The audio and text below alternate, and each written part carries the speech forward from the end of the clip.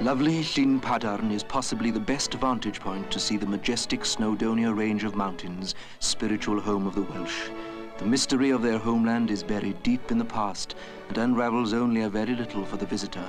Perhaps here at Plas Newydd, the old home of some eccentric Welsh ladies, or at Gwydir Castle, which has long since acquired an air of peaceful serenity belying its stormy past.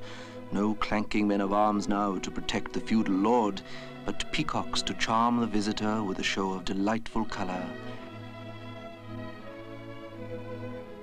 and contempt.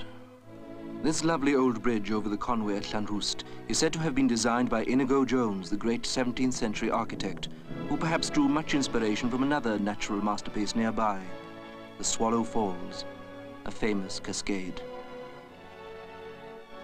Conway has one of the finest Welsh castles built by the English King Edward I in the 13th century. The more recent suspension bridge, which almost looks like a drawbridge to the castle, is but a model by comparison to the great Menai Bridge, the longest suspension bridge in the country, linking the island of Anglesey with the mainland.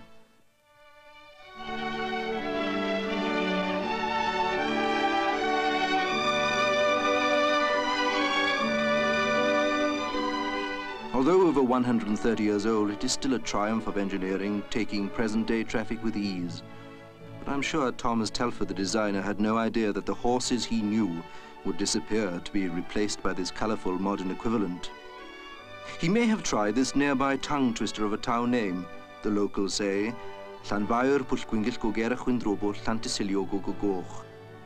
For more history, we pass on to Caernarfon and another of Edward's magnificent castles.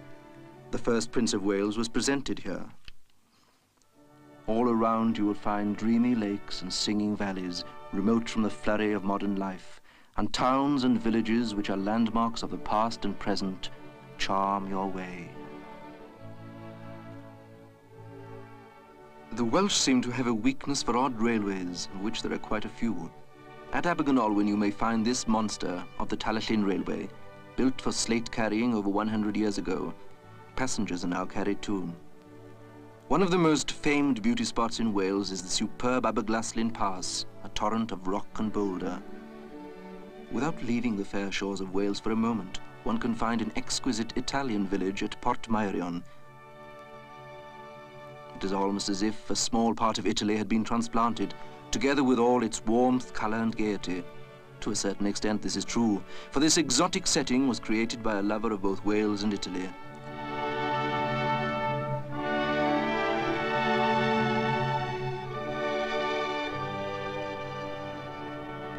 Formed next to the silent sea, the atmosphere is unashamedly romantic and is heightened by the ever-present mountains of Snowdonia, seen here from Llyn Gwynant. The mountains of North Wales have formed the character of their people, providing a great natural fortress within which they have been able to preserve their individuality and develop their own culture. They still retain their ancient language and have an inborn love of music and poetry. Their natural reserve is deep-founded in the past, but it is still possible to see their intricately fashioned costume on traditional occasions. These dresses are from another age, being over 100 years old.